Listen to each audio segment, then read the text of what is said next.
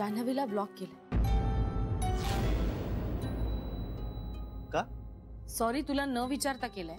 नाही ठीक आहे, पण त्यांना काय होणार? ती दूर राहिलेलीच बरी. हो, पण ती माझ्या जवळ येण्याचा प्रयत्न करतच नाहीये. नाही करते ती, तेच बरं आहे. जाऊ दे, मला सांग कांता कसा आहे? बरं आहे, उद्या सकाळी डिस्चार्ज देतील त्याला. मग आता तिथे शरयू थांबते का? हो, म्हणजे मी तिला म्हणालो की अगं मी थांबतो, तू जा घरी, पण मला म्हणाली नको, मी थांबते, तू घरी जा. पती प्रेम. चला जा, तू झोप आता. माझी झोपच उडाली. का? काय झालं? ह्या जान्हवीमुळे. दवाखान्याचा नष्टर लावून गेले ना ती घरादाराला. बेबी आत्या, कम ऑन. अगं एक साधा आजार आहे हा, आणि त्यासाठी डॉक्टरकडे जावंच लागणार. आता या सगळ्याचा जान्हवीशी संबंध नका जोडू. तिच्याशी नाही तर मग कुणाशी जोडू? भले भले आघात पचवले ताईनी, कधी आजारी पडली नाही ती. कांताचा मायग्रेनचा त्रास जवळजवळ गेला होता. त्याला आता गिल्टी वाटायला लागली. त्याला वाटतं त्याच्यामुळेच झालंय हे सगळं. त्याने बिचाऱ्यांनी काहीच केलं नाही. जे केलंय ना ते त्या पिंट्यानी केलंय. वहिनी खचलेली आहे, घरात कुणालाही उत्साह नसतो. तू उदास असतोस, सगळ्या घरावर निराशेची अवकाळा पसरली. या सगळ्याला कोण जबाबदार आहे? याला आपण जबाबदार आहोत बेबी आत्या. आपल्या परिस्थितीला आपण जबाबदार असतो. दुसऱ्याला दोष देऊन आपण त्या माणसाला मोठं करतो. तुझ्यामुळे असं झालं, तुझ्यामुळे तसं झालं, हे सगळं तू करतोयस. मग आपण काय करतोय? फक्त ब्लेम गेम. नको ना पडूया. मला माहिती आहे आता या सगळ्यामुळे आपल्याला खूप त्रास होतोय, पण दुसऱ्याला दोष दिल्यानं तो त्रास कमी होणार आहे का? त्यापेक्षा तो त्रास कमी करण्यासाठी ना काहीतरी उपाययोजना करूया. मी केलीये. जान्हवीला मी सगळ्यांच्या फोन मध्ये ब्लॉक केलाय, आई सोडून. त्यानं काहीही होणार नाहीये. तू प्लीज अनब्लॉक करू नकोस. तुला बरं वाटणार आहे का यानं? हो, ती मुलगी आपल्या कुणाच्या आयुष्यातच नाही तर मला फोन मध्येही नकोय. बेबी आत्या, अगं तू स्वतःला किती त्रास करून घेणार आहेस? श्री, माझी आई, माझा सख्खा भाऊ, दोघही आजारी आहेत. खूप राग येतो मला त्याचा. Okay okay okay, all right, शांत हो. घरनं फोन आला ना की धडकी भरते मला. आईचं काही कमी जास्त झालं नसेल ना, तुला काही त्रास होत नसेल ना, आणि त्यात भर आता कांताची. कामाकडे धड लक्षही लागत नाही रे माझं. आणि ना या सगळ्याचा स्ट्रेस येतो आणि खूप रागही येतो. आपल्या घराची शांतता नष्ट केली आहे या सहस्त्रबुद्ध्यांनी. बेबी आत्या, शांत हो. सगळं काही ठीक होणार आहे. ठीक होणार नाही, आता ते करावं लागेल. आणि मी माझ्या घरासाठी काहीही करायला तयार आहे.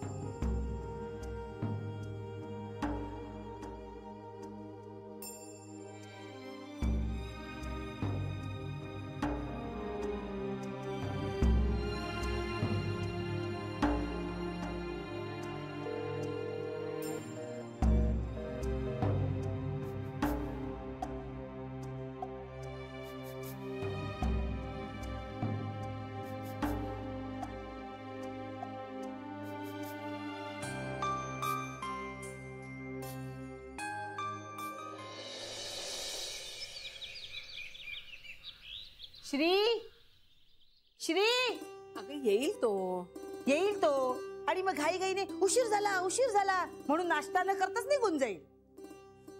सरे, चहा झालाय ना? हो झालाय. आईंचा नेऊन द्यायचा चहा करा.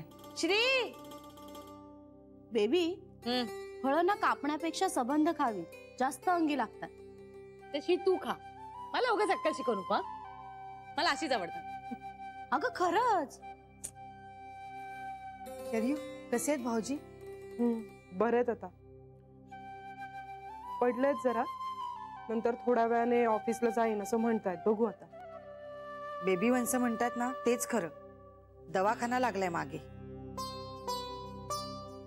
बेबी वंस, तुम्ही श्रीला विचारलं का हो मी त्याचे कुठले कामाचे कागद फाडून टाकलेत ते? शरयू, तुलाच कळलं नाहीये. मग मला कसं कळणार? तसं नाही हो, रात्री तुम्ही काही विचारलं का त्याला? अगं रात्री आमचं हे असं सगळं बोलण्याचा मूड नव्हता. मग काहीच नाही बोलणं झालं? नाही, मी सांगितलं त्याला तुझ्या फोन मधनं जान्हवीचा नंबर मी ब्लॉक केलेला आहे. आता जान्हवीची कितीही इच्छा असली ना तरी ती त्याच्या कॉन्टॅक्ट मध्ये येऊच शकणार नाही. सांगितलं मी सरळ त्याला.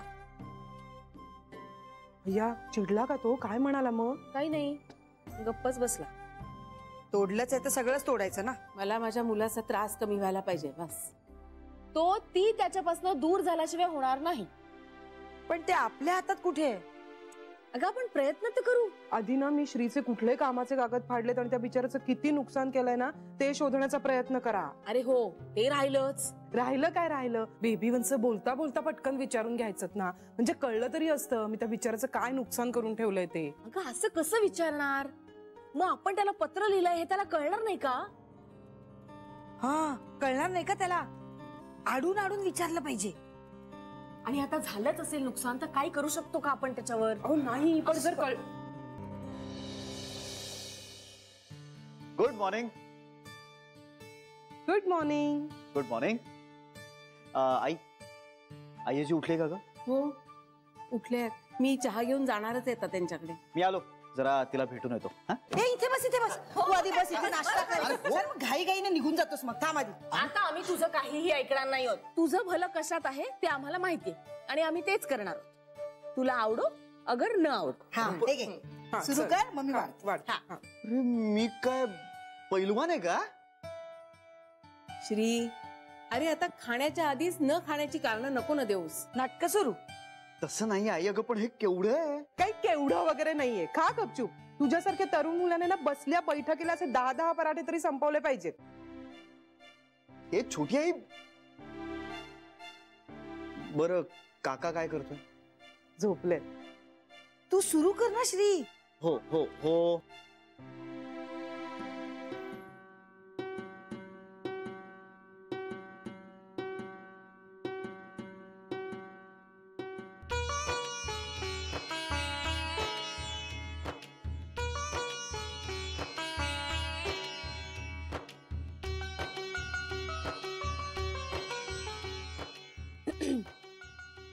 श्री, तुझ्या ऑफिस मधून काही पेपर वगैरे घाण झालेत का रे? पेपर्स? हा? माझ्या ऑफिस मधून? म्हणजे तुझ्या केबिन मधून? केबिन मधून तुझ्या? नाही नाही नाही. का? नीट आठवून सांग ना, म्हणजे तुझ्या टेबलावर असं काहीतरी ठेवलं होतं. म्हणजे आपण असं ठेवतो ना, असं ठेवतो आणि मग आपण नाही का म्हणतो की या इथेच होतं, कुठे गेलं असेल बरं, असं काही झालं होतं का? हा. नाही नाही नाही नाही नाही, नीट विचार करून सांग. नाही नाही, खरंच नाही. बघा, नाहीतर नंतर तणतण करशील. हा. अरे खरंच नाही. पण का, म्हणजे तुम्ही असं का विचारताय? अरे ते हल्ली ऑफिस मध्ये चोऱ्या खूप होतात ना, म्हणून. ऑफिस मध्ये चोरी शक्यच नाही. अरे आपल्या ऑफिस मध्ये केवढे सीसीटीव्ही कॅमेरे आहेत, केवढी सिक्युरिटी आहे, चोरी एवढं शक्यच नाही. मग सीसीटीव्ही कॅमेरे आहेत सगळीकडे आपल्या ऑफिस मध्ये. सगळं दिसलं असणार. म्हणजे मी तुम्हाला सांगत होते की मला छोटी आई. हा? अरे म्हणजे त्याच्यात सगळं दिसलं असणार ना. म्हणजे मी अशी धांदरटासारखी फिरत असते ना सगळीकडे, मग ते सिक्युरिटी वाल्यांना दिसलं असणार ना. म्हणजे मी कशी दिसले असेल कुणाच ठाऊक. तुझं फुटेज बघून मला का कोणी काही सांगेल? तू मालकीण आहेस कंपनीची. तू कुठेही फिरलीस तरी काही शंका येणार नाही. म्हणजे इनफॅक्ट तू माझ्या केबिन मध्ये जरी फिरलीस ना तरी कोणालाही काही शंका येणार नाही. हो. म्हणजे तुझं काही हरवलं नाहीये ना? नाही, हरवलंय ना.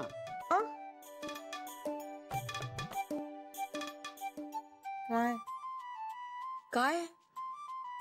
अरे माझा चार्जर हरवलाय. चार्जर चार्जर का? हो नाही तर काय, तुम्हाला काय वाटलं? श्री, यू ना व्हेरी अपसेटिंग माइंडेंडिंग. You keep your charger here and founding there also ना. We are founding your charger, no problem. हरवला तर हरवला, आपण नवीन आणूया ना. आपल्याला काय फरक पडतोय? हा, जगात काय तो फक्त एकच चार्जर आहे का? नाही, जगात नसला ना तरी घरात तो एकच चार्जर आहे ना. आणि आता तो सापडतच नाहीये, हरवलाय, माझा फोन चार्जच होत नाहीये, हे जेव्हा वाटेल ना तेव्हा मग नवीन घेऊ की. पण सध्या जुनाच शोधू. आधी यू इटिंग इटिंग इटिंग. मी आईना चहा देऊन येते. मी काय म्हणतो, मला हे सगळं तुम्ही डब्यात द्या ना. नाही नाही, अजिबात डब्यात द्या. प्रत्येक गोष्ट डब्यात घेऊन जातो. काय म्हणतात काय सारखं?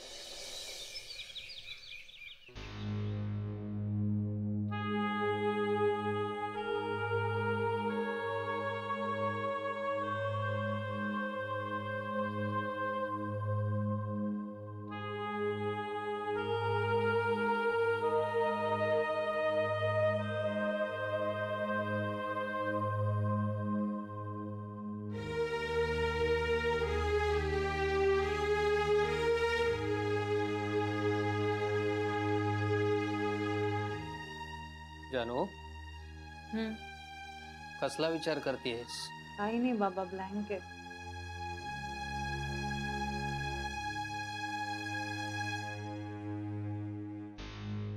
मी आज जावई बापूंना जाऊन भेटणार आहे.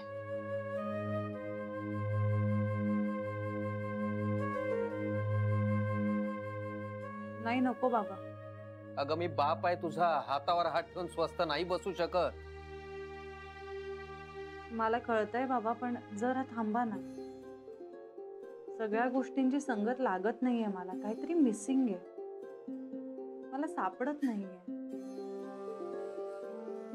हे चाचपडणं बास झालं आता.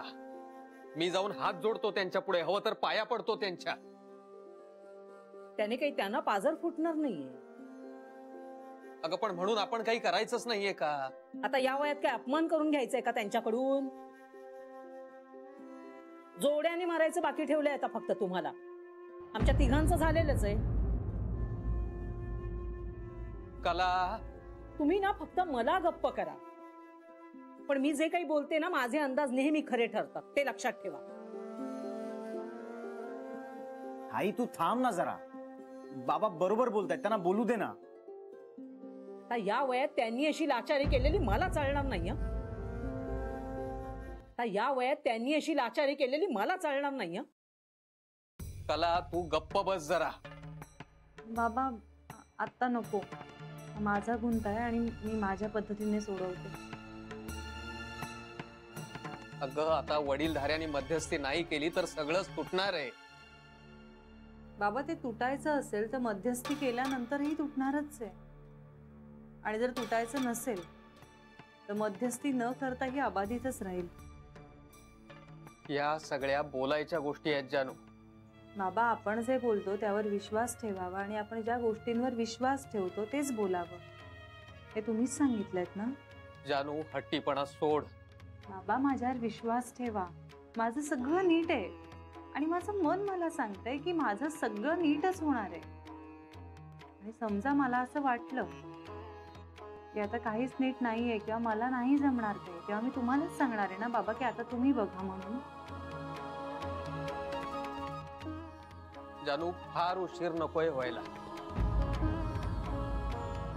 उशीर तर ऑलरेडी झालाय बाबा. जानू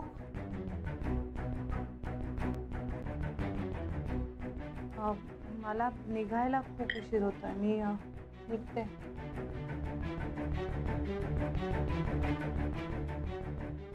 आई आमटी आणि भाजी करून ठेवली आहे, जेवायच्या वेळी फक्त एकदा गरम करून घे. येते.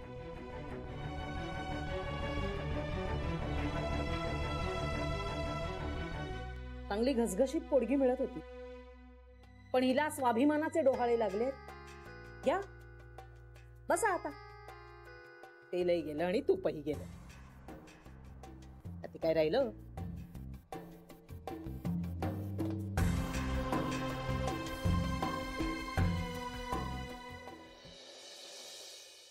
अगं आता कमी जास्त व्हायचंच, शरीर आहे ते. आई पण एखादा मंगळवार चुकला तर काय बिघडेल सांगा. आजपर्यंत चुकवलेला नाहीये मी तो. हो पण डॉक्टरांनी सांगितलं ना दगदग करू नका म्हणून. आणि तुम्हीच म्हणत होता तुम्हाला अस्वस्थ वाटतंय म्हणून. Good morning. Good morning. Good morning. Good morning. बरं झालं श्री तू आलास. तूच सांग बाबा जरा, काही ऐकत नाहीयेत माहितीये ना. काय झालं? अरे माझा दर मंगळवारचा नियम असतो ना विघ्नेश्वराला जायचा. पण डॉक्टरांनी सांगितलंय आठवडाभर आराम करा म्हणून. डॉक्टर सांगतात, किती ऐकायचं त्यांचं. पूर्ण सगळं ऐकायचं त्यांचं. आणि जरा अस्वस्थही वाटतंय असं त्याच म्हणाल्या. माझा नेम मोडला ना तर अस्वस्थ वाटेल मला. बर, मग आपण एक सुवर्ण मध्य काढू. म्हणजे तुझ्याऐवजी मी विघ्नेश्वराला जातो आणि तुझा नमस्कार पोहोचवतो. असं कुठे असतं का श्री? हो असतं. आईजी, पालकांची पुण्याई मुलांना मिळते. पालकांनी केलेली पाप मुलं फेडतात. मग पालकांनी केलेला नेम मुलांनी पुरा केला तर बिघडलं कुठे? अरे पण तुला वेळ कुठे आहे? तुझ्यासाठी माझं अख्खं आयुष्य हजर आहे. चल जातो आणि विघ्नेश्वराच्या पायावर डोकं ठेवतो आणि त्याला सांगतो की बाबा रे, या नमस्काराचं पुण्य आईजीचं आहे.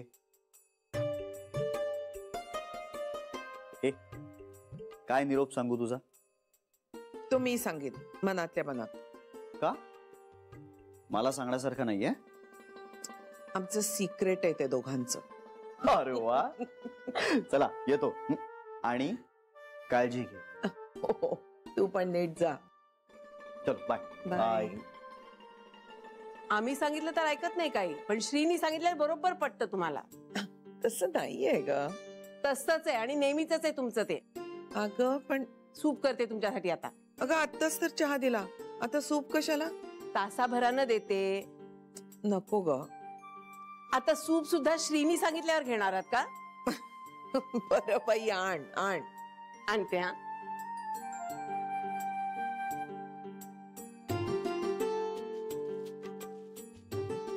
विघ्नेश्वरा, माझ्या श्रीचा संसार परत जोडून दे रे बाबा. दुसरं काही नको मला आता.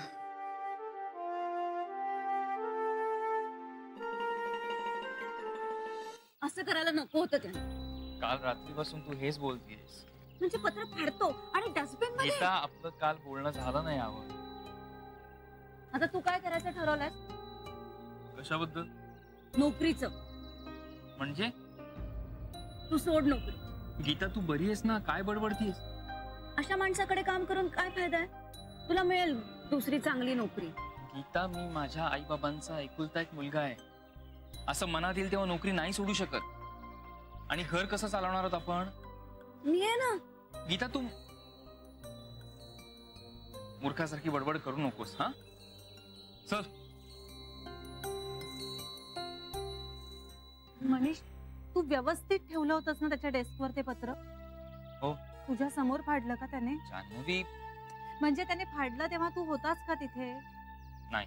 मग एक पॉसिबिलिटी अशी असू शकते ना की दुसऱ्या कोणीतरी फाडलं असेल. अगं कोण करणार असं? मुळात श्रीच्या केबिन मध्ये जाणार कोण? अगं कामाशिवाय श्रीच्या केबिन मध्ये जाण्याची कोणालाच परवानगी नाहीये. आणि दुसरी गोष्ट म्हणजे ते पत्र फाडण्यात कोणाला काय इंटरेस्ट असेल? जान्हवी, त्या दिवशी श्रीच्या केबिन मध्ये कुणीच नाही गेलं. अगं मी ते पत्र ठेवलं त्याच्या टेबलवर, मग तो आला. नंतर मी जेव्हा गेलो तेव्हा तेव्हा ते पत्र डस्टबिन मध्ये होतं. याचाच अर्थ असा की जिजूनीच ते पत्र फाडलं. पण माझं मन नाही मानत आहे. काय? श्री असं काही करू शकतो? जान्हवी, मनाला लॉजिक नसतं. अरे पण मनाला कनेक्शन्स असतात ना. असं आपल्याला वाटतं जान्हवी. मला अजूनही श्री बरोबर डिस्कनेक्ट झाल्यासारखं वाटत नाहीये. मी नाही तुटले अजूनही त्याच्यापासून. जान्हवी यार प्लीज, मला नाही बघवत आहे तुला असं. काहीतरी गडबड होते मनीष.